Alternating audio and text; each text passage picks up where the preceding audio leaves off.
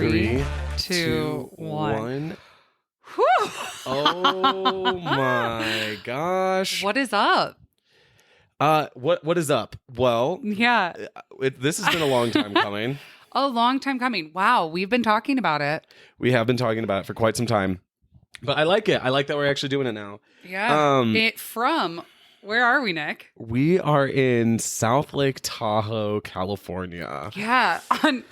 On accident. We didn't know we were coming to California yesterday.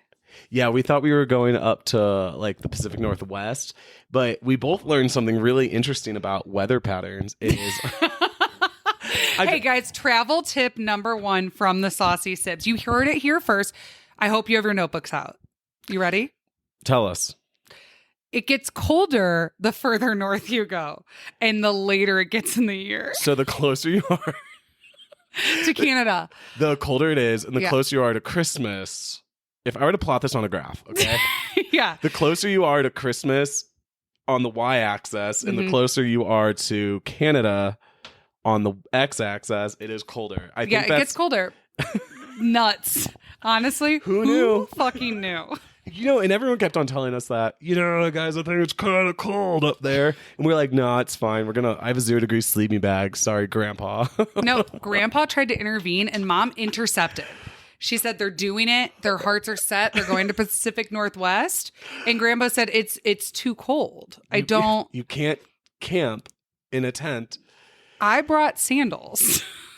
I brought like swimsuits. Because and listen, but I did say, I knew it was going to be cold. I knew it was going to suck, but I guess you just don't have to do that. And so we brought all the stuff for warm. And so we were sitting there. I was drinking a Busch Light. You were drinking a double Tito soda at some dive bar in Laramie, Wyoming. Mm-hmm. And we said, yeah, fuck this. Let's just go south. And we were supposed to go to Jackson Hole, but you guys know it's snowing there. I love snow, but like put me on a goddamn snowboard. Yeah, that's the only way that I will tolerate the cold is if like I'm doing extreme sports. But we're getting ahead of ourselves, Nick. Who are we? What are we doing? Well, we are siblings. Mm-hmm. My name is Nicodemus. Francesca. And we have been weirdly traveling together and like moving to different cities together for about like 2 years now. All because... Well, first, we're siblings, and we're the Saucy Sibz. Neither of us actually remember where that came from. I feel like it was this one girl in the Grove in St. Louis, the gay district of St. Louis. Someone asked us for a photo and asked us who we were. They just wanted a photo with us. And we were very confused. And she was like, who are you guys? And we were like, we're just like siblings. She's like, you guys are like saucy siblings. Was that it? I think that's what it was. I remember that. Yeah. That's pretty crazy. I mean... I think we're definitely saucy in every way, and we're siblings as far as I know. So we're absolutely siblings. I know. Don't put that out there. We both look exactly like our parents. No, I was joking. Well, no, I just love to pretend. Like, what if your mom is not your mom? I don't know. Who knows? Yeah. Who knows? No, we know. We know, not who we know. No, I'm saying we're like, anything absolutely can happen. Anything can happen except for you were a spitting image of our mother. No, I know. I'm not questioning my place in the family. I'm saying, okay. Anyway, I'm getting off. I'm about going on like, well, what if I was from a UFO? No. All right. God, the Aquarius. I know, right? I'm an Aquarius, and sometimes I love to pretend like I'm not like from here. As an Earth.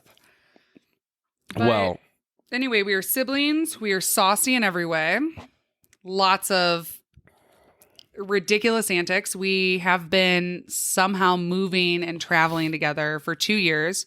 We randomly became best friends. Right. And a lot of people... they see us being friends and they're just like, oh, I wish I was friends with my brother and sister. And I'm like, yeah. And they're like, oh, have you guys always been close? I'm like, actually, no. Mm-mm. So the story is... Well, Nick was 11 when I went to college. 11. Like a child. When you went to college. Yeah. And the thing is, so Francesca is a year younger for her grade. Yeah. Right. And so when you were young going to college. So I skipped. I was 17 when I went to college. Right. And so I was 11 and you're 6 years older than me. And so we haven't lived in the same city since I was 11. And then I was traveling, and then I moved out, and then I went to school in New Mexico, and who knows what the fuck I was doing down there, but it was fun. And then I started traveling a lot. I was all over Asia, and then I got really sick with malaria in India, and I ended up coming home to St. Louis to live with my parents because it took me about like 6 months to like fully heal and, I don't know, just like regenerate my body from that whole story. That's a whole story. We'll get into that story. That'll be a whole episode. But I went straight to New York City from, we can get into our whole story, but basically I was in New York City, and then I was working as a yacht chef in Europe, but then I was back in New York City. And it's weird, Nick, I never put this together. I got sick too. That's what landed us both back in St. Louis. I got sick with Lyme disease and depression, anxiety, stress of working at an agency in Manhattan on Wall Street. And I ended up back at mom and dad's. It was like the last place I wanted to be, but like I was too sick to like live on my own. So we both ended up back in St. Louis, like recuperating.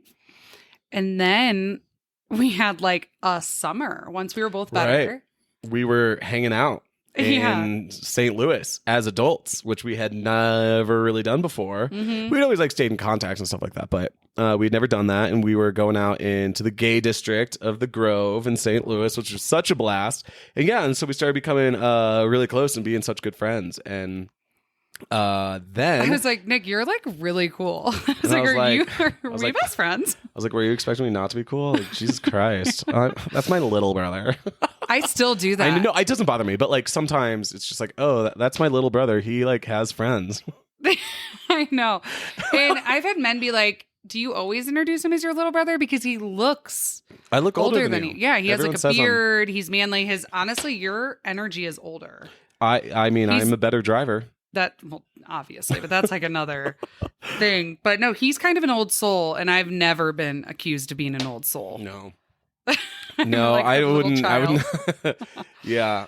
And so, basically I had a dumbass idea, to just go to Breckenridge, Colorado to go snowboarding for a winter. So we both moved back to St. Louis in 2019. And then at the beginning of 2020, I was planning on moving to Breckenridge for the winter for about 3 months after the new year to go snowboarding. And so we were kind of like tipsy at Christmas. And I was like, or should I say saucy at Christmas? We were a little sauced. We were sauced. The Vivianos, the wine, that's my mom's maiden name. The wine just flows. It flows and it continues. It does. And maybe a martini here and there. Yeah. And so we decided to move. Well, I decided to move, and you came with. Well, not like that. Because I made Breckenridge kind of happen. Yeah, sort of. I was like, you were like just going to go on a whim, which is actually ended up what happening. But it was kind of like, I was like researching homes and how are we going to do it? And like, I love admin work. Like if there's an event planning, if there's a trip to plan, like if there's stuff to research, put me on it. Like sign me up. I'm your girl. But yeah, he was just like, so I think we should go to Breckenridge. And everyone was like, that's ridiculous. That's stupid. You need at least $5,000 saved up. It's impossible to live there. Oh, no way. Love that when people say, you can't do it. It's really expensive. Or, hey, it's like really hard to find housing. And every housing opportunity that we were finding did keep falling through. And like the closer it got to when we were moving, the more it seemed just like a bad idea. So I don't want to say it wasn't a bad idea, but like I'm not the greatest at making decisions anyway. This is what I like to equate it with, and it's one of my favorite things. In Indiana Jones, when he has to take a step before the ground comes up to meet him. So I think that you need to take like kind of a leap of faith and like you can't manifest things and think that the universe is going to help you without you making the first move and making it known that it's something you really want. So, but when you take that move and when you go for it, like jump without a parachute kind of thing, that's when the magic happens. And that's when you find the coolest connections and spots. And like the universe will, and God, you know, whichever word you want to use, will catch you because fortune favors the bold. Fortune favors the bold. And that is something that you should tattoo on my forehead. And even if, I had $500 in my account when I moved and people said to me, like my father, hey, what about first, last month and security? And I said, Dad, That's honestly, I don't recommend what we did. Thank you for being concerned. I don't have the answer to that question, but everything worked out and we were in Breckenridge and it was great. And so I decided that, even if I had $4,000 in my bank account when that happened, it wasn't going to play out the same way that it did. No, and we might have not ended up in a better spot. Exactly. We would have just taken something and put money down. But I think, and this also goes along with like traveling cheaply.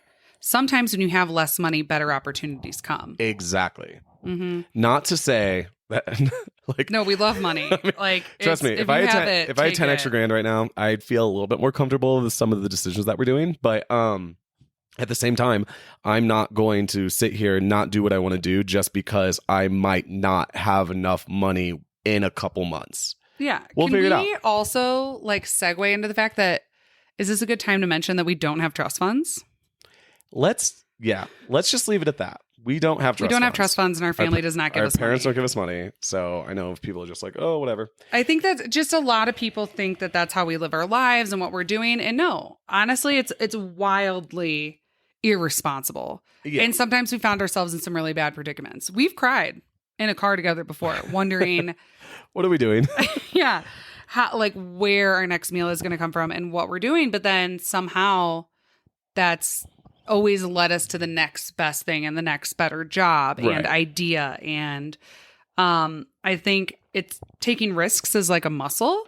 And sometimes when you're used to it, it's sort of like we wouldn't have done what we're doing right now if we hadn't been a little accustomed to taking kind of insane risks. Right. So what are we doing right now? What are we doing right now? We have been bartending and serving for a couple years now, and the pandemic this, pandemic that, everything has happened, whatever. So we're in these mountain towns. We're in fast forward to Aspen, Colorado.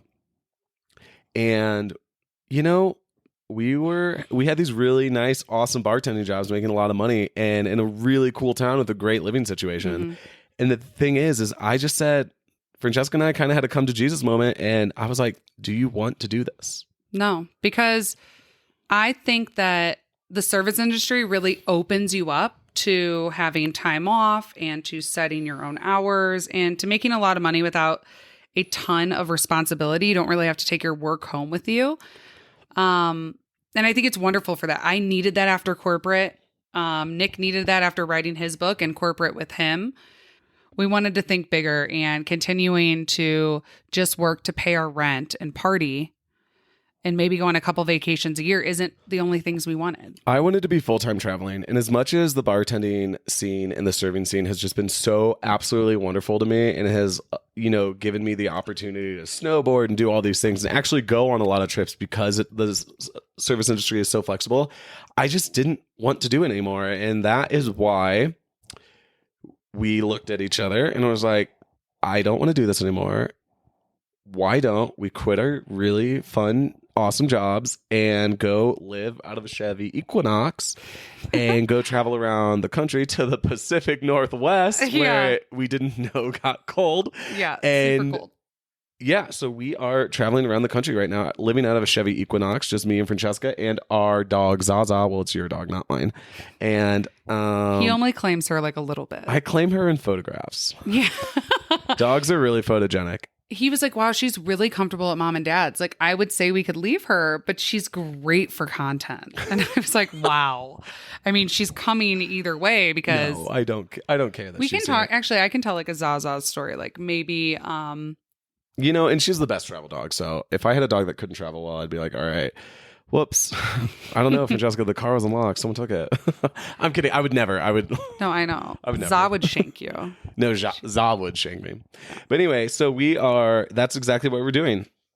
Just us three traveling around the country. And we have somehow landed ourselves in Tahoe where we were recording this podcast from an Airbnb. Well, we thought it was an Airbnb, but travel tip number 2. Sometimes your Airbnb can be a hotel and they don't tell you. Yeah. And so I was just like, yeah, we showed up and yeah, but it's fine. It's super cute. It's very like mountainy. It is a cute little mountain town. We have a little desk. We do have a workspace. And so that is what we're doing. And then tonight we are going to go out We're both getting on the dating apps. We're going to get on the dating apps. Trying to find ourselves a boat. If any man has a boat in Tahoe, just let us know. Yeah. At Saucy Sibz. Whichever one you want. Francesca or me, just let me know. So we're going. And here we are. We've taking gone. off. Yeah, we have been gone. We have been gone. We've been done doing it. And we're out here in Tahoe. That's where we are right now. And we're open to like other places. We basically have 3 months. We're going to travel until Christmas. We're going to go home to our family in St. Louis. My birthday is the end of November. We were going to go to Napa, but I think we're going to Napa next week. We just couldn't wait. Yeah. For sure. I think we're going to leave it at that and see you guys in a couple days. Next week. Right? Yeah. Because I love this and I can't wait to tell you more on what we get into. All right. Cheers, Nick. Cheers. Let's find a bar to go to in Tahoe. Go check it out. Chef's kiss. Chef's keys.